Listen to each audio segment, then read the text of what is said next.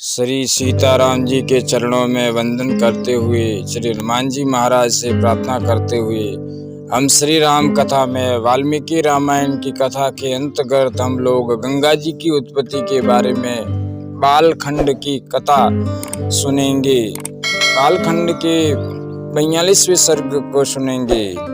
इस सर्ग में अंशुमान और भागीरथ की तपस्या, ब्रह्मा जी का भागीरथ को अभिष्ट वर देकर गंगा जी को धारण करने के लिए भगवान शंकर को राजी करने के लिए निर्मित प्रयत्न करने की सलाह देना। काल धर्मम गते राम सगरे प्रकृति जनाः राजनम रोचयामान सूरं सुमंतम सुधार्मिकम। श्री राम सगर की मृत्यु हो जाने पर प्रजाजनों ने परम धर्मात्मा अंशुमान को राजा बनाने की रुचि प्रकट की। रघुनंदन अंशुमान बड़े प्रतापी राजा हुए। उनके पुत्र का नाम दिलीप था। वह भी एक महान पुरुष था। रघुकुल को आनंदित करने वाले वीर अंशुमान दिलीप को राज्य देकर हिमालय के रमणीय शिखर पर चले गए और वहां अत्यंत कठोर तपस्या करने लगे। महायशस्वी राजा अंशुमान ने उस तपोवन में जाकर 32,000 वर्षों तक तप किया।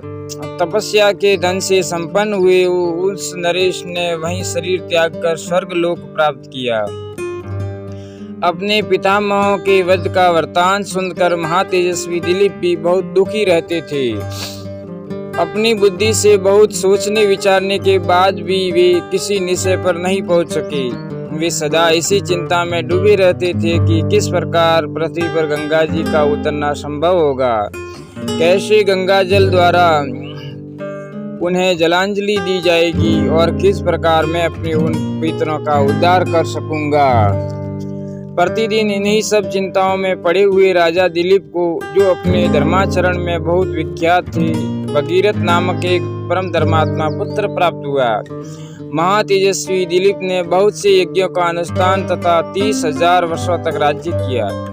पुरुष श्रेष्ठ, उन पितरों के उद्धार के विषय में किसी निश्चय को न पहुंचकर राजा दिलीप रोग से पीड़ित हो मृत्यु को प्राप्त हो गए। पुत्र भगीरथ को राज्य पर अभिषिक्त करके नरश्रेष्ठ राजा दिलीप अपने किए हुए पुण्य कर्म के प्रभाव से इंद्रलोक में गए।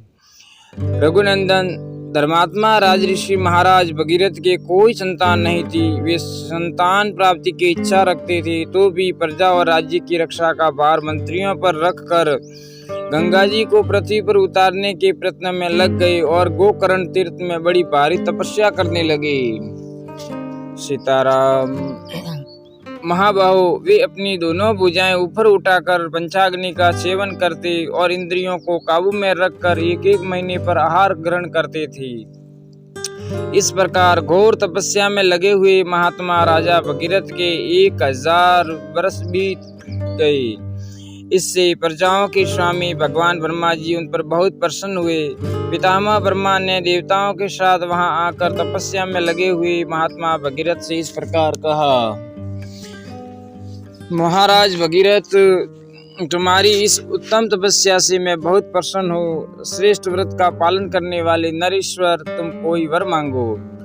तब महातेजस्वी महाबाहु भगीरथ हाथ जोड़कर उनके सामने खड़े हो गए और उन सर्वलोक पितामह ब्रह्मा से इस प्रकार बोले, भगवान, यदि आप मुझ पर प्रसन्न हैं और यदि इस तपस्या का कोई उत्तम फल है तो सगर के सभी पुत्रों को मेरे हाथ से गंगा जी का जल प्राप्त हो। श्री राम जय राम जय जय राम।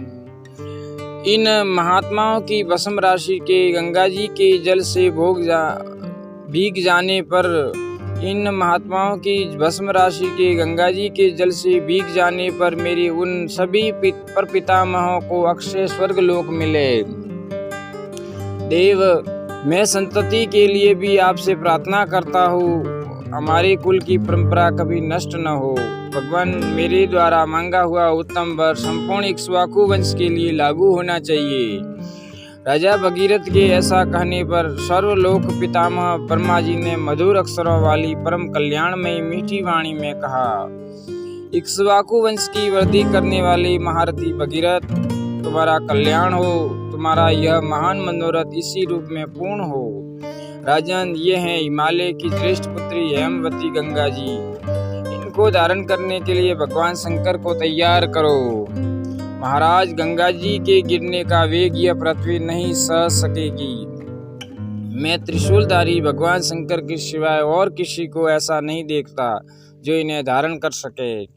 राजा से ऐसा कहकर लोक सृष्टा ब्रह्मा जी ने भगवती गंगा से भगीरथ पर अनुग्रह करने के लिए कहा। इसके बाद वे संपूर्ण देवताओं तथा मर्दगणों के साथ स्वर्गलोक को चले गए। सियावर रामचंद्र की जय, पवन सुत हनुमान की जय, हर हर महादेव की जय। अगर भक्तों आपको यह वीडियो पसंद आया हो तो इस वीडियो को लाइक करना, इस चैनल को सब्सक्राइब करना और आगे से आगे शेयर करना।